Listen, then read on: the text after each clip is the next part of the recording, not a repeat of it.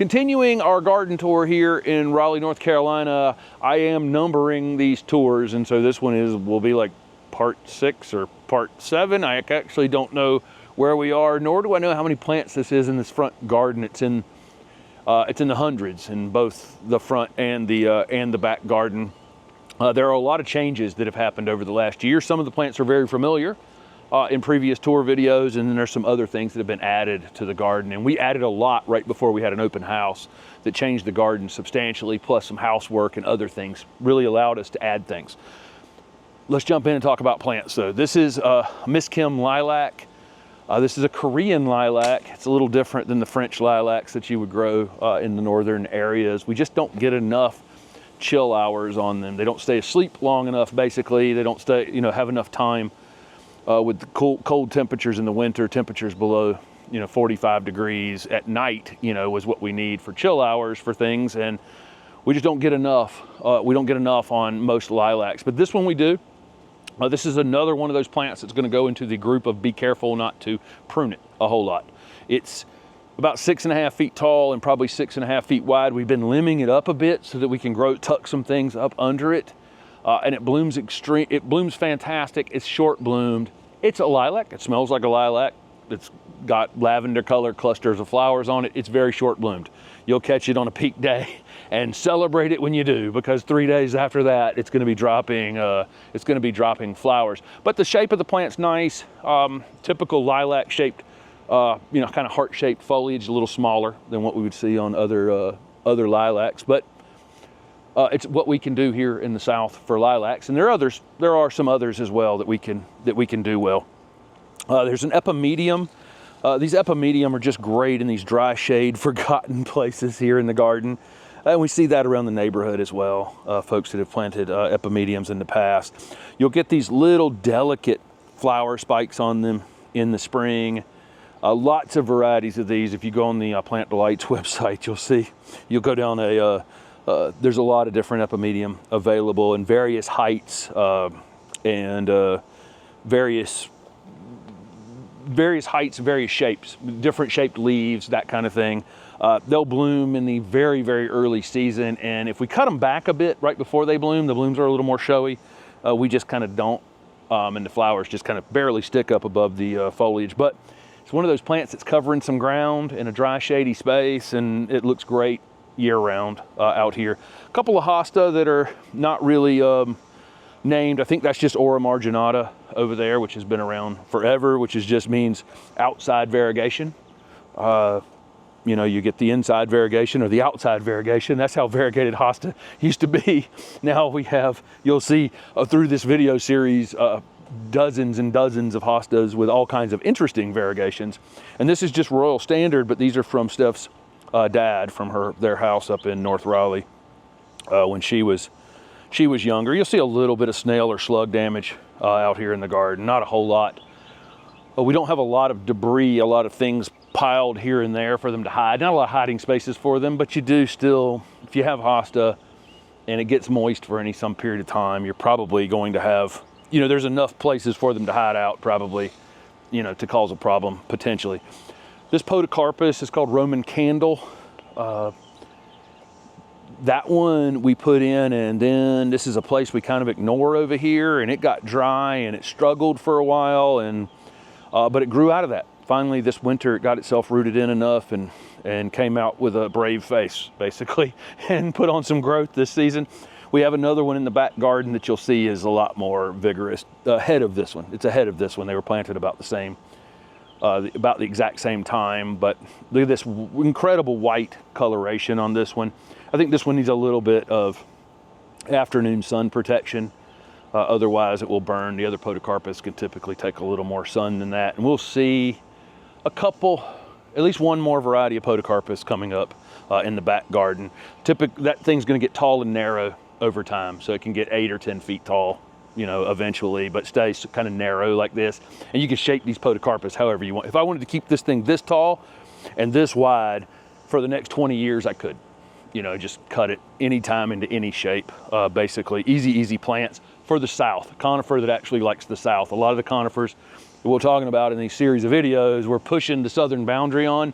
This one, we're actually pushing the northern boundary on.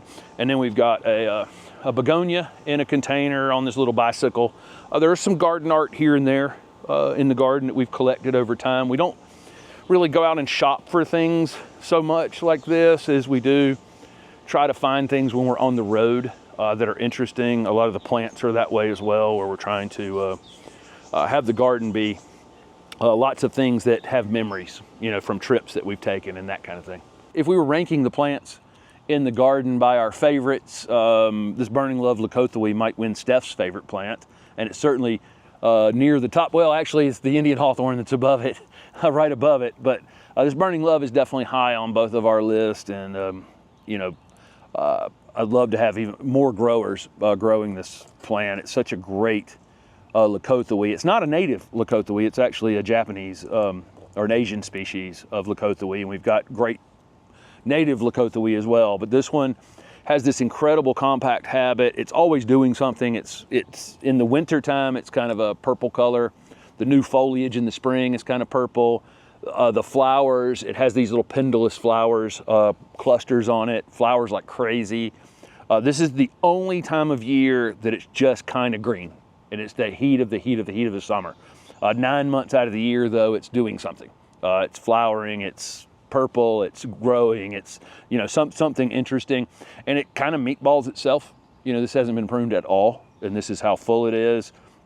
We got a branch here or a branch there that's gotten a little tall that I may eventually take off. It's got plenty of room to operate right now, so no big deal.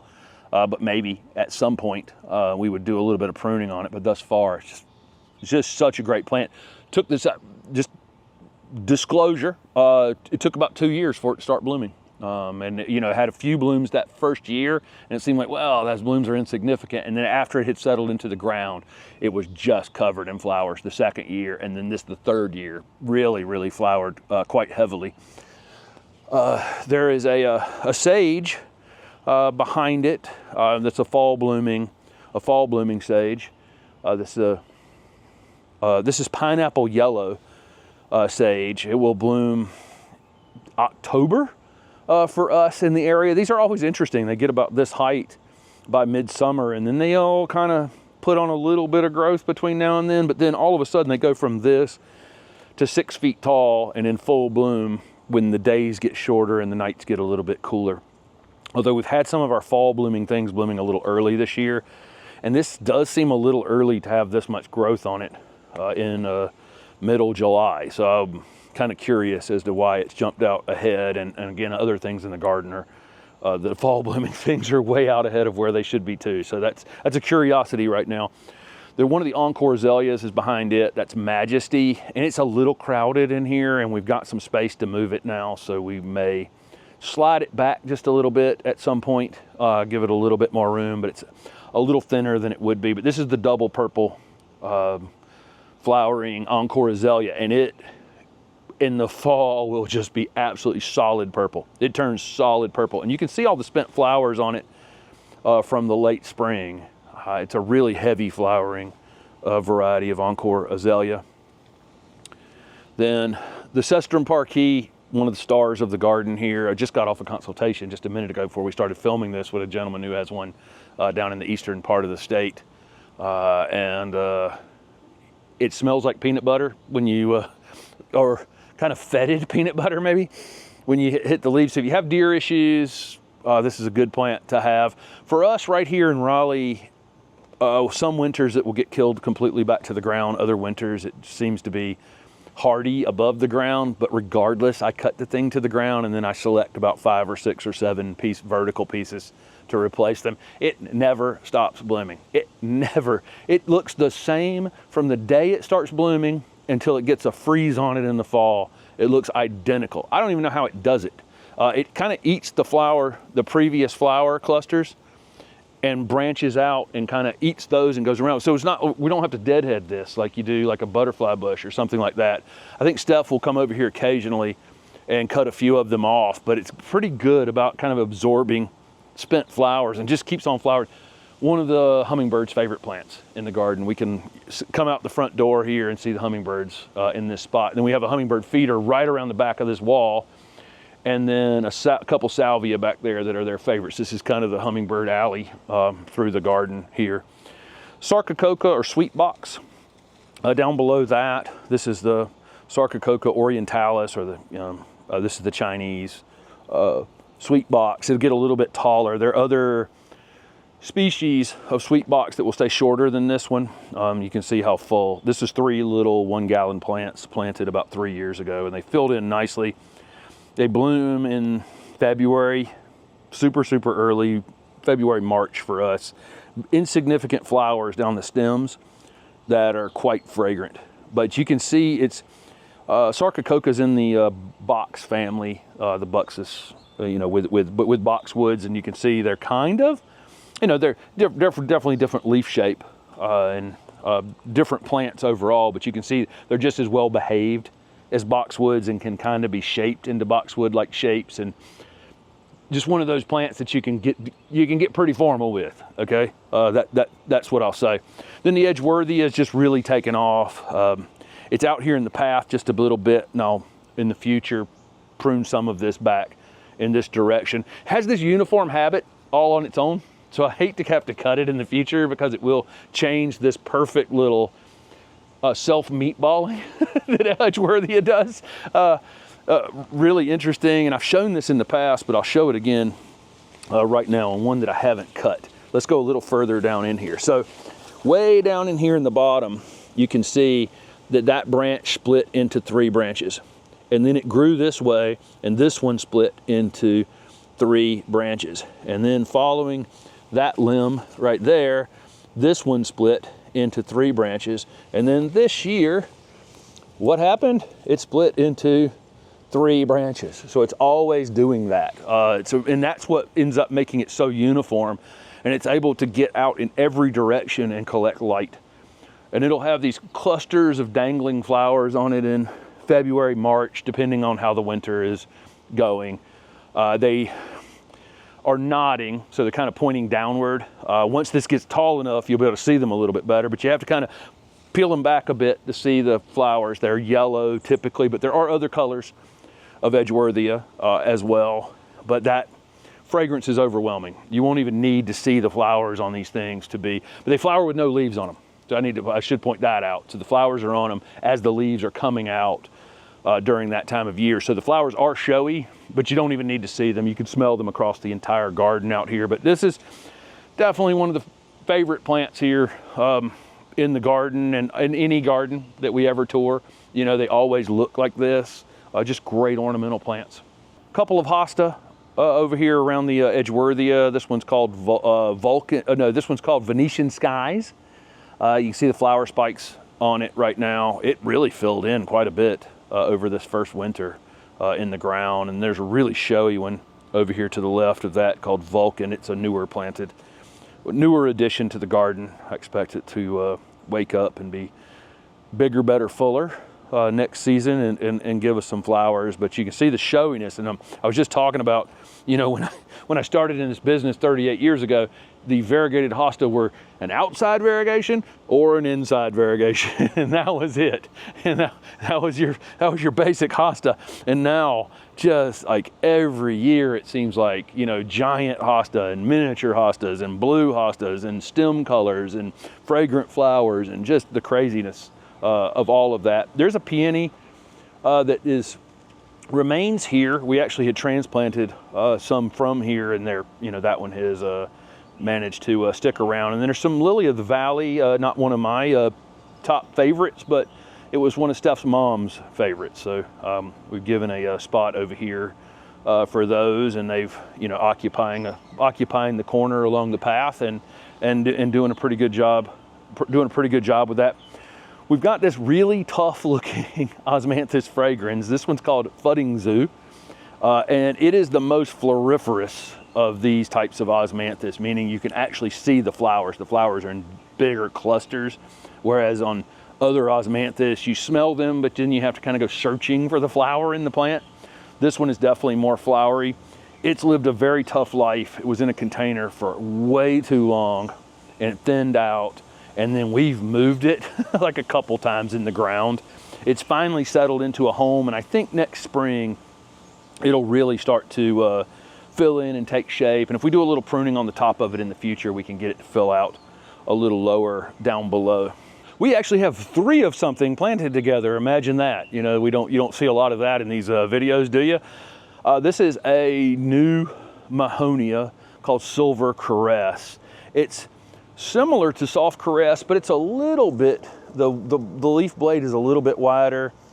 Probably has a little more blue hue overall to it. It's going to bloom in the winter just like soft caress, and it's still soft to the touch, but it has that kind of that silvery blue undertone to it. I really like this plant.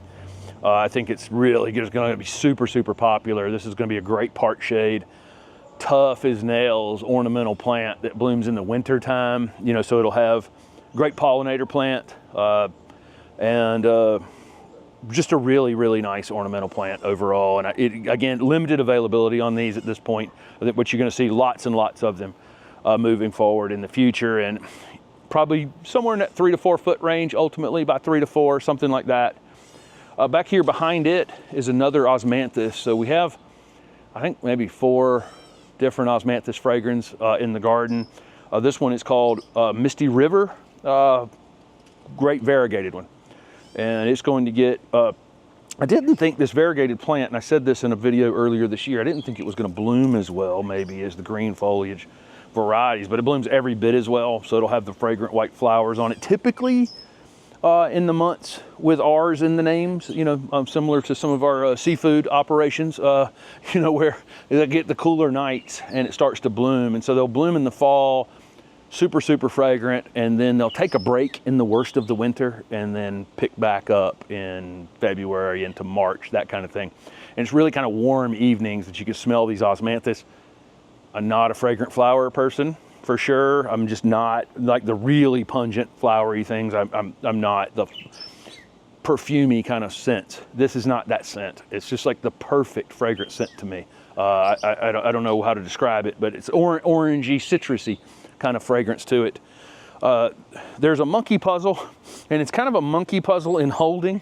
We had it in a container last year. We've gotten some height and some growth on it. It was a gift to us from a trip we took down to South Carolina a little over a year ago, and they were here for the around the garden tour time, and got to see a few of the things they had given us, and we're going to see another one in this video actually coming up. But this is a monkey puzzle.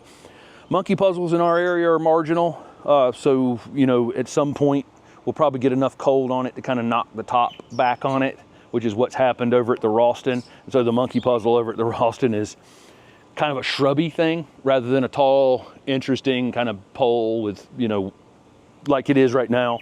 It's just kind of, it's got multiple leaders in it, which makes it look still interesting looking. Just one of those incredibly interesting plants. But again, we're on the northern edge, you know, of where these grow well. And again, it literally is in holding. We found a spot in the ground to put it until we figure out where we're actually putting it. I think you can see the big open space behind us with all the flowers, lots of annuals, perennials, and other things blended together. I like this open space, and we've kind of surrounded it by, we haven't really put ourselves in a prison here. You can still see out of it. You can still see the neighbor's car across the road and all those kinds of things. And but we've closed it in a bit, and you know, without, again, feeling like, you know, some sort of wall has been created all the way around us. But I like this open space.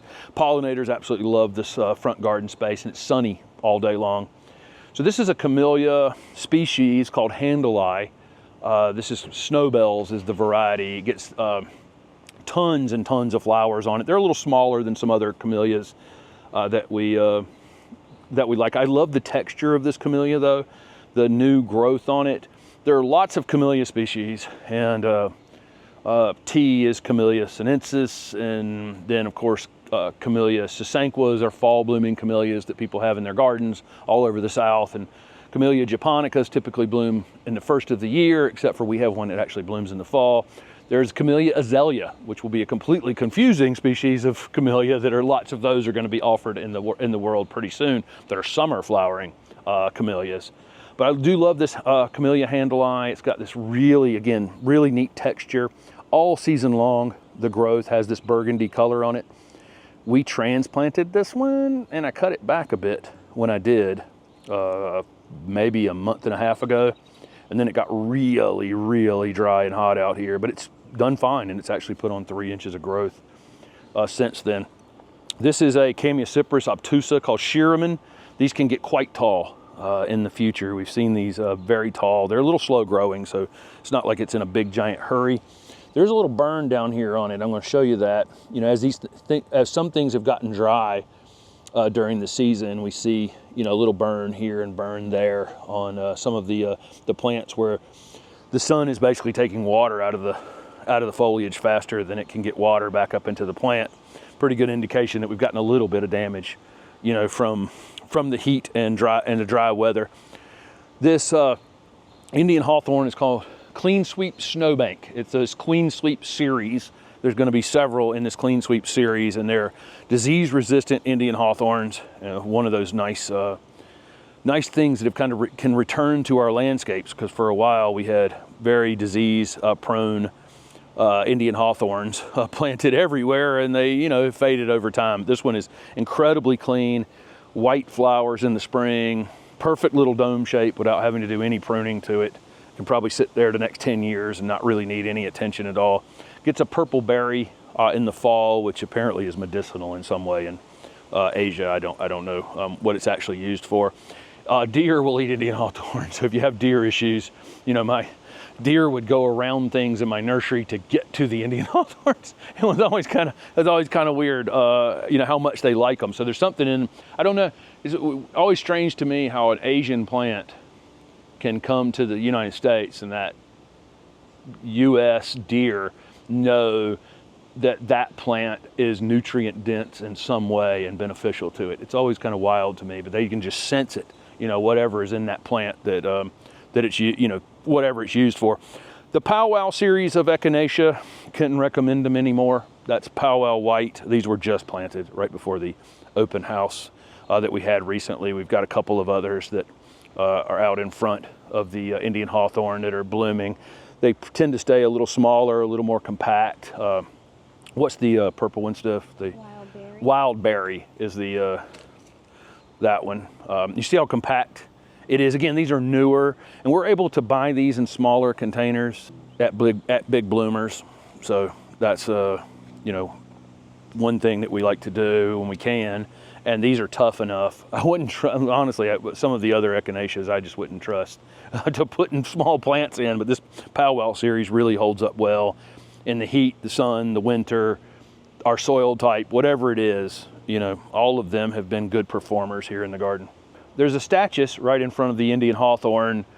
These are such great plants. This variety is called Humilo, and see this one all over the place now. It's such a good ornamental plant, even if it didn't flower. It flowered for a long time. Pollinators absolutely love them, and it's still got some residual flowers on it, and they could be deadheaded at this point, but the foliage just looks so great on it. Even through this, we had a 106-degree day last week, and it's held up extremely well out here in the garden. There's a Salvia nemorosa right at the foot of the bench. It's called Rose Queen. It's actually trying to put out a few flowers as we speak. Most of the nemorosas for us will bloom earlier in the season, but again, this one was just planted. All of this area out here from this bench, you know, where the camera is out into the open space out in front of it is all newly planted this spring. And it's filled in beautifully, but some of the perennials, you know, when you put perennials in, you know, that first year, they're going to be the slowest thing really to mature. The shrubs can seem to get started a little sooner. The annuals have obviously jumped up really, really quick, but the perennial plants will take an extra year. This is Salute White Salvia nemorosa, and this one does bloom pretty much all summer long for us. It's, you know, right here beside this bench. And again, this is an example of one that's been in the ground for 2 or 3 years. The one that you saw on the other side of the bench is just this year. It needs to go to sleep once and then come back up, and then it will be much, much fuller. But in its 3rd year, this Salute White never stops flowering. Not necessarily the showiest flower out here in the garden, but it doesn't need to be, because it just never, ever stops. We could give this a haircut. So we could just go across this entire thing and finish and cut off all of these kind of spent flowers on it. Just haven't gotten around to it, and it would just pop new flowers up on it. But even still, even at its showiness, it's not the showiest thing out here in the garden. This foundation planting is completely new, and we've got lots of space out here that we can fill in later, and we're not used to that. We had the garden kind of full, and then we redid the siding on the house, put the new porch on the house. There was a retaining wall that went across here made out of cinder block. Took that out. There were giant azalea, old-fashioned azaleas back here that have been the backdrop of all of our videos. We don't know if the things that are on this foundation, I think the Mahonia and the two Osmanthus over there and the Camellia are definitely permanent additions here, and the sugar cookie viburnum that I'll talk about in just a minute. I don't know that this nightlight Camellias is the plant that's going to end up staying in this exact spot. We plugged it in here because we wanted something on this foundation. We have another one on the other side of the drive over there that's actually probably in a slightly better condition, because these would prefer to have their roots kind of cool out here if they're in the full sun down here in the south. And so this one you'll see is in a slightly better shape than that one. This one I had tree formed and had it in a container for a long time. And we plugged it in here to have the open house. It's a placeholder right this minute. It's bleached a little more. I always talk about this thing not bleaching, and it doesn't bleach, but when you transplant one in 100-degree heat, it can't really function all that well, and it ended up bleaching or burning just a bit on the top. This is a sweet viburnum called sugar cookie. We're definitely on the northern range of where sweet viburnum will grow well unprotected. So I can't really use this plant. This plant would be a great screening plant if you're in zone 9, zone 10, for sure. Sugar cookie's a compact version, but even it will get big enough to create a low screen for you. But we have to have it in a protected space. So it'll be up here against the house, someplace out of the winter wind. I cut this thing really, really hard. It was down here, right here, in a very crowded situation, okay? And I took it and moved it up here after the azaleas came out. It's in its kind of permanent home. Flowers with fragrant flowers. It's settled in and is thinking about growing again. I think next spring we'll see new growth on it. But it was touch and go at first, just because probably the day I moved that thing was the last day it rained for like 5 or 6 weeks. and you know, it's in a spot where if it did rain, the water would come off the roof and give it plenty of water, and it just never ever happened. But it seems to have settled in. It's got this thing I've been talking about in these videos, where that's sunburn, right? Because it just didn't have any water in that leaf. And so I've gotten a little bit of that on it. That also can happen by pruning something, you know, like I did in the heat of the summer. And then that leaf that was underneath another leaf just hadn't experienced sunlight. So this is a seedling celosia that volunteers in the garden every season, and then we figure out where we want to keep it and where we won't want to keep it, and we pull them, right? You'll see coming up in the next video several in our mixed border screen over here, our little mixed annual border, and they need some control because this one is very aggressive. It blooms a little later in the season, and the pollinators absolutely love it. And it's got great texture and it's great color, right? It's a nice looking plant, but if you let this one come to seed, some of these celosias come to seed, they'll pay you back the following year. So this is a really cool plant, and I don't know that we've actually shown this thing since we've owned it. Eventually we'll have it kind of tied up along the porch rail here. This is a Ruth Bancroft ficus, and it is a combination of a vine and a shrub. So this is a combination of a fig and with ficus pumila, which is the vine, the climbing vine, but it doesn't have those suckery things, you know, those hold fast that ficus pumila uses to hold on to everything. So, and it has a much larger leaf, but a much smaller leaf than a fig, right? So it's a combination of a fig. It will get a fruit on it. Such a cool plant. This is the other plant that we brought back from that trip to South Carolina last year that we just came back with the coolest plants from that. This is one of Steph's favorite plants in the garden, and down at historic Columbia is where we saw these growing in a long linear line along the bottom of a fence as a ground cover. Again, we can put something up here and get it to grow up on it if we want to, or we can just allow it to, you know, take some space on the ground over here. Don't know yet. This is its first full year in the ground, and it's grown quite a bit, but really just a neat, interesting plant that you can't, you know, it's not one that you'll see everywhere, which is kind of one of the things we like to do in this garden, is have some things that are, you know, some things that are super interesting and things that have stories. Things that have stories are important to us as well. So there you go. There's like part 6, I guess, or something like that. Maybe 7. I have no idea. Probably need to, before I start one of these videos, figure out what number I'm on. We're going to jump. We got a little section here and on the other side of the porch, and then we'll jump to the other side of the driveway as well in the next video. Lots of interesting things over there. Thanks for watching.